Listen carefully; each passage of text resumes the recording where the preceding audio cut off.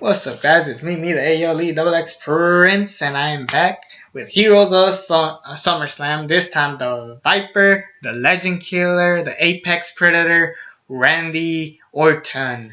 Yes, the reason why I put Randy Orton because he made history here by becoming the youngest World Heavyweight Champion in history at the time.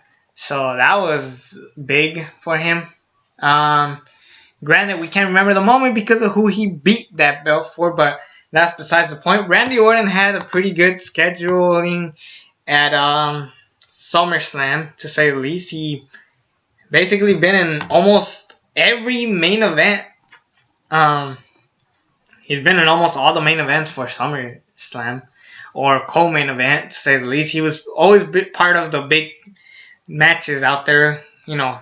So there's a big there. Let's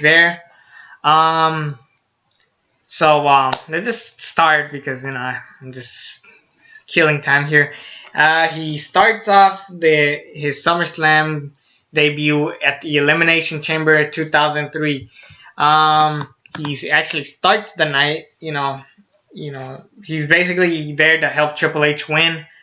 Eventually, he gets squashed by Goldberg, just like everybody did in this match, besides Triple H. Basically all Randy Orton did is give a little solid performance in the match while he was there. Aside from that, he really didn't do much besides show some good performances. A little good performance in the match. Honestly, the stars of this whole match was Jericho, Michaels, and Orton. So kudos for that. 2004, he's in the main event. So twice in the main event, so there's that. And he beats Chris Benoit when Chris Benoit hits a headbutt and Randy Orton catches it with an RKO from out of nowhere and becomes the world champion. This was a big moment for Randy Orton, and it's the reason why he's even in this list. So there's that. I really enjoy this moment of Randy Orton becoming world champion because that launched him to become the guy that he is today. And that's saying a lot. So, eventually he does become the Legend Killer heel. He had a pretty decent run as a face, but Randy Orton is just naturally a heel. And it proved it in 2005 when it was Legend versus Legend Killer, Undertaker versus Randy Orton. At WrestleMania 21, because of the streak, Randy Orton didn't go over. But in this one, he does go over, and he beats The Undertaker clean, and it was a really good match. Honestly, one of the better matches of the night.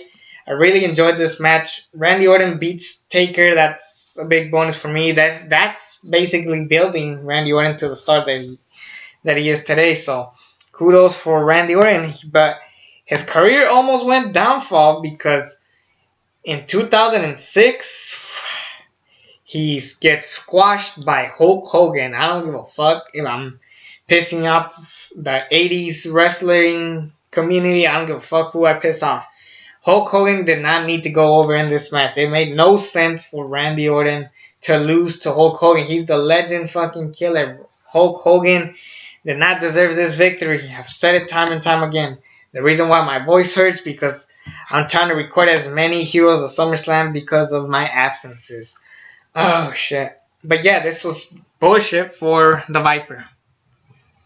So, and thank God that Randy Orton's career didn't go downfall from there in 2006.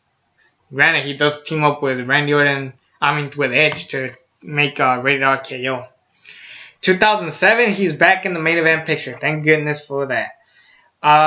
He fights John Cena for the WWE Championship. This is, I believe, their second or first match.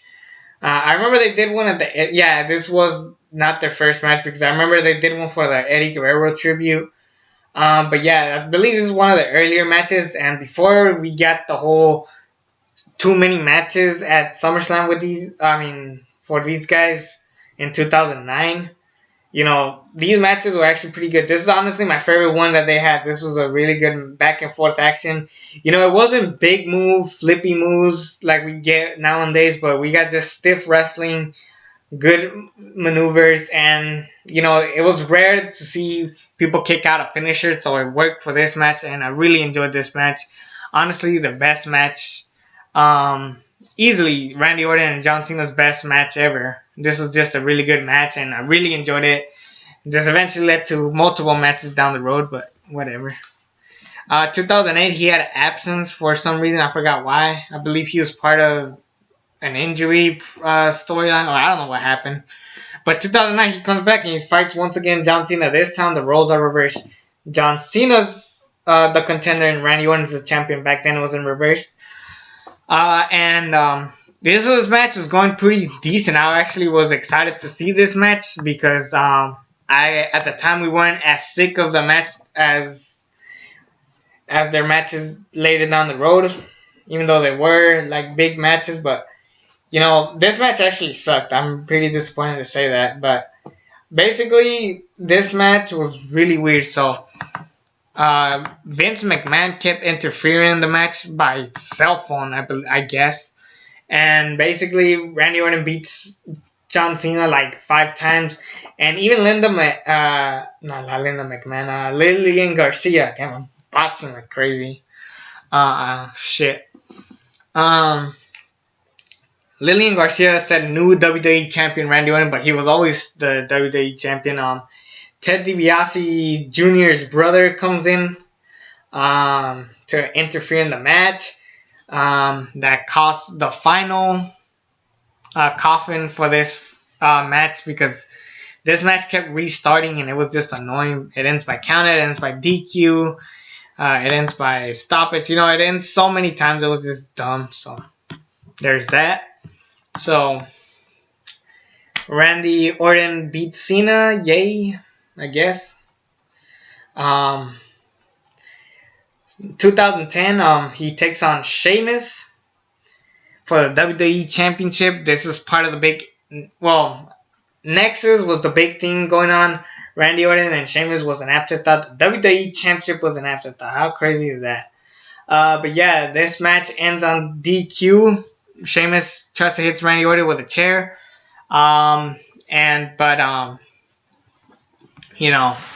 Eventually this led to a pretty decent feud going down the road. They have a Hell in a Cell match that I actually do enjoy, unlike other people. I'm not a big fan of Sheamus and Randy Orton's chemistry. I actually take Cena and Orton 500 over their 500th match any day of the week. But yeah, this match was okay. It wasn't horrible, so I'll say that. 2011, this time he definitely needed to put somebody over. It was Christian and Randy Orton in a no-holds-barred match. The match starts with Edge cutting a promo on Christian, how he became a bitch, and he leaves, and Christian gets mad. He takes his anger on Randy Orton. They have a classic match once again, and Randy Orton beats Christian with an RKO out of nowhere on the top of the steel chair, the steel steps, my bad. So Randy Orton beats Christian for whatever reason. Christian definitely deserved a victory on this match, because 2011 deserved to be the year of Christian. As much as we like 2011 to call it the year of CM Punk, this could have easily been Christian's year as well. So just saying. 2012, he wasn't in the show. I believe he was part of a suspension, but he does come back a little after. I believe he comes back not at Raw 1000, but the Raw after Raw 1000. But they do nothing with him, so it was kind of like, what? It was weird. So Randy Orton wasn't part of 2012's. Yes, he wasn't part of 2012 SummerSlam, which honestly we kind of needed a Randy Orton at SummerSlam 2012. And 2013, he was not a part of SummerSlams originally, until the big finale with Daniel Bryan beating John Cena clean, with Triple H as guest referee. Honestly, Triple H made no sense being the referee until the end of the match. Randy Orton comes out, he teases a cash-in. Triple H pedigrees Daniel Bryan. 1, 2, 3. Randy Orton becomes WWE champion by cashing in. It was a good moment for Randy Orton because this led to him turning heel finally once again. It was great that he's a heel again. And they pulled off a pretty decent authority Daniel Bryan angle, which did work at the time. It eventually gets old after they get Seth Rollins involved and Roman Reigns involved, but at the time it was doing pretty well, and it eventually ends at WrestleMania 30. So it wasn't the end of Daniel Bryan, but honestly, if CM Punk didn't leave, honestly, Daniel Bryan wouldn't have had the biggest moment that he had. But this ain't about Daniel Bryan. This is about Randy Orton. Moving on, 2014. This was all part of a whole authority story angle. So Randy Orton was originally going to fight John Cena once again at SummerSlam for the WWE World Heavyweight Championship, but Roman Reigns comes out, beats the crap out of him, and instead they gave the spot to Brock Lesnar. So Roman Reigns and Randy Orton happened at SummerSlam. At the time, no one wanted to see this match because no one was really digging Roman Reigns. He was kind of boring and slow on his own. But yeah, he needed some work. But this match helped Roman Reigns be a little bit more qualified to be a possible world champion down the road. Randy Orton has one of the coolest RKOs to Roman Reigns. So Roman Reigns was about to hit a Superman punch to Randy Orton, but Randy Orton catches him with an RKO. But Randy Orton loses to Roman Reigns. I was fine with that. Roman Reigns being over. People hate Roman Reigns that he's not getting pushed, but come on, they're pushing stars. They're doing the best that they can, but it's whatever at this point. 2015, once again, he fights Sheamus, and again, we've seen this match so many times, but this match was actually good. I actually enjoyed this match a lot. It was really good. Sheamus went over, and I like that since we live in an era where everybody kicks out at everybody's finishers, so I like that Sheamus hit 2 bro kicks to beat Randy Orton, 2 bro kicks in a row, which worked for me. And Sheamus beats Randy Orton. Finally, the Money in the Bank winner looked strong, so kudos for that. 2016, he was in the main event of SummerSlam. It was last year against Brock Lesnar. A match 15 years in the making, and it was a flop. It ends by TKO. It was a dumb finish. Honestly, it wasn't a dumb finish. It's just that I kind of wish it went longer. Personally, I wish the match had time to build to be one of the best matches in SummerSlam history, or maybe ever. So it was just a letdown for me, for the fans. It was just a really big letdown for everybody at this point. But you know what? This eventually did tease Shane McMahon versus Brock Lesnar, which didn't happen, which I'm disappointed because I actually did want to see Shane McMahon versus Brock Lesnar. I'll take that over Goldberg, because everybody knows I'm not the biggest Goldberg fan ever. So yeah, SummerSlam for Randy Orton. He had a pretty good schedule. He made a big name in 2004. He has a total of 6 wins and 6 losses, 12 matches, and he's coming back for 2017 against Rusev, possibly pushing Rusev to be in the main event once again. So I'm glad that Randy Orton went from being built to pushing talent. So honestly, Randy Orton's doing a good job at SummerSlam today. So he's getting good matches and putting over stars. So I'm glad for that. Anyways, it's me, the ALE Prince. Subscribe to this channel if you haven't already. And until then, I'll see you with more Heroes of SummerSlam. Bye.